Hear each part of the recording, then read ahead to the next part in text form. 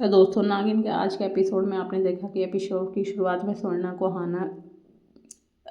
Episode की शुरुआत में स्वर्णा को नागिन में बदलते देख समीर चौंक जाता है। वह मदद के लिए चिल्लाता है। हाना बताती है कि वह पूर्वी है और बदला लेने के लिए लौटी है। वह उस पर हमला करती है और उसे मगरमच्छ के मुंह में फेंक देती है। दूसरी तरफ आर्यमन सोचता है कि आज सबको समझ आ जाएगा कि हाना विक्रम के लिए सही नहीं है। पिंकी उससे पूछती है कि उसने शादी रोकने के लिए क्या किया। आर्यमन उसे सबको हॉल में इकट्ठा करने को कहता। विक्रम वहाँ आता है और आर्यमन से पूछता है कि उसे क्या पता है आहाना कहाँ है। वह कहता है कि आहाना फ़ोन नहीं उठा रही है।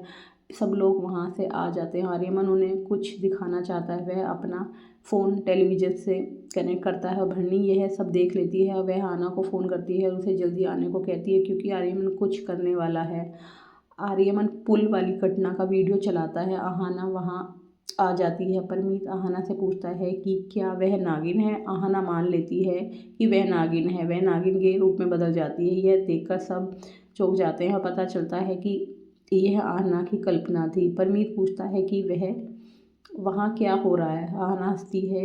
वह विक्रम से पूछती है कि क्या उसे सच में लगता है कि यह वीडियो असली है। वह कहती है कि यह वीडियो एआई है और एआई से आजकल कुछ भी वीडियो बना सकते हैं। वह आर्यमन से अगली बार असली वीडियो इस्तेमाल करने को कहती है। आर्यमन से बताता है कि वह नशे की हालत में उसकी बाहों में थी। आहाना कहती है कि वह घर में ही थी, सब उसके गवाह हैं। विक्रम आर्यमन को चुप रहने को कहता है। वह अपनी शादी की तारीख टालने की घोषणा करता है और वह आर्यमन से कहता है कि उसे एक लड़की ने धोखा दिया था। इसका मतलब यह नहीं कि हर लड़की धोखा देगी। आर्यमन कहता है कि उसका अतीत इससे जुड़ा नहीं है। विक्रम कहता है कि वह जानता है कि आर्यमन अभी तक अपनी पहली प्रेमिका को भूला नहीं है। आर्यमन प्यार में बदकिस्मत था, लेकिन अब खुशकिस्मत है, इसलिए उसकी शादी हाना से ही होगी।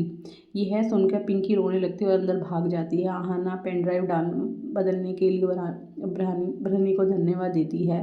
कुछ देर बाद हाना पेन ड्राइव आर्यमन को देती है। वह कहती है कि उसे समझ नहीं आ रहा कि वह इस शादी के खिलाफ क्यों है। आर्यमन उसे बताता है कि उसे यकीन है कि वह उस रेस्टोरेंट उसके साथ थी। वह किसी भी कीमत पर इस शादी को रोकेगा। वह उससे इंतज़ार करने और यह देखने के लिए कहता है कि वह इस खेल का अंत कैसे करता है। वह वहाँ से चला जाता है। गाड़ी चलाते समय उसे हाना की बातें याद आती है। वह अपनी पहली प्रेमिका के घर के सामने जाकर शराब पीने लगता है। बैकग्राउंड में हमारी अधूरी कहानी गाना बजता है।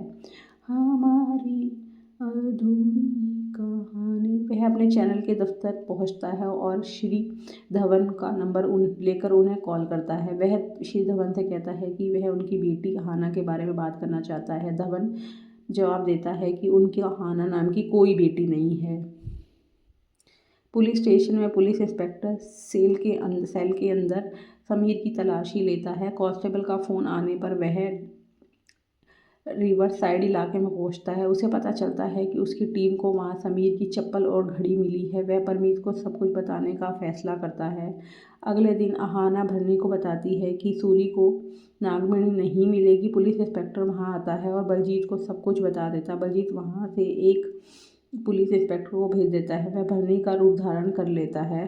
आहाना असली बलजीत को नीचे आते हुए देखती है। भरनी पुलिस इंस्पेक्टर पर हमला करने के लिए एक बैल बन जाती है। पुलिस इंस्पेक्टर वादा करता है कि वह कभी कुछ गलत नहीं करेगा। समीर को वहां देखकर वह चौंक जाता है। वह बहुत चिल्लाता है और वहां से भाग जाता है। समीर फिर से भरनी का रूप धारण कर लेता है। भरनी पूछती है कि कहाना ने पुलिस इंस्पेक्टर को क्यों नहीं मारा। आहाना कहती है कि पुलिस इंस्पेक्टर आसान मौत के लायक नहीं था क्योंकि उन्होंने अपने ही देश के साथ विश्वासघात किया है। वह अंदर चली जाती है। आर्यमन विक्रम से पूछता है कि उसने धवन को क्यों नहीं बुलाया। परमीत कहता है कि उन्हें धवन को बुलाना चाहिए। आना कहती है कि इसकी कोई ज़रूरत नहीं। आर्यमन कहता है कि धवन अभी खदान में है। परमीत कहता है कि चलो वहाँ चलकर धवन को बुलाते हैं। सब लोग खदान पहुँचते हैं। आर्यमन आना को अंदर आने के लिए कहता है क्योंकि उसे उसका पर्दाफाश करना है। आना उससे पूछती है कि वह यह सब क्यों कर रहा है। वे अंदर जाते हैं और धवन को देखते हैं। आर्यमन कहता है कि धवन को धोखेबाज आहाना से मिलवाना चाहता है। वह बताता है कि आहाना दावा कर रही है कि वह धवन की बेटी है। धवन कहते हैं कि आहाना उनकी बेटी नहीं है, क्योंकि उसने अरबपति परिवार को ठुकरा दिया है और एक निम्न वर्ग के परिवार को, मिडिल क्लास के परिवार को चुना। परमीत श्री धवन से अतीत को भूलकर आहाना को माफ़ करने के लिए कहता है। धवन कहते हैं कि आहाना ने उसे माफ़ी नहीं मांगी। विक्रम आहाना से अपने पिता से माफ़ी मांगने के लिए कहता है। आहाना अपने पिता से माफ़ी मांग लेती है। धवन उसे गला लगा लेता है। परमीत श्री धवन से हीरो के बारे में बात करता है। श्री धवन कहते हैं कि उन्हें हाल में ही एक नया हीरा मिला, इसलिए वे आहाना की शादी में उसे उपहार में देने की योजना बना रहे हैं। परमीत आहाना को उपहार स्वीकार करने के लिए मना लेता है।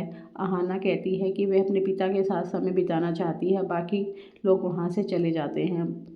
परमीत बलजीत से कहता है कि एक नया हीरा नागमणि हीरा होगा। आर्यमन सोचता है कि आहाना बहुत चालाक है। विक्रम आर्यमन से कहता है कि वह आहाना के दुश्मन जैसा व्यवहार ना करे। वह कहता है कि वह आहाना से प्यार करता है। आर्यमन कहता है कि वह विक्रम को धोखा नहीं देना चाहता, बस इतना ही है। वह झूठ बोलता है। उसे अब शादी से कोई समस्या नहीं। वह सोचता है कि वह इस शादी को हर हाल में रोकेगा। आहाना भरनी के अभिनय की तारीफ करती है। भरनी को याद आता है कि कैसे उसने धवन को बेहोश किया और उसका रूप धारण किया। उन्हें पता चलता है कि एक आदमी खदान में फंसा हुआ है। वे सांपों से परिवर्तित होकर अंदर जाते हैं।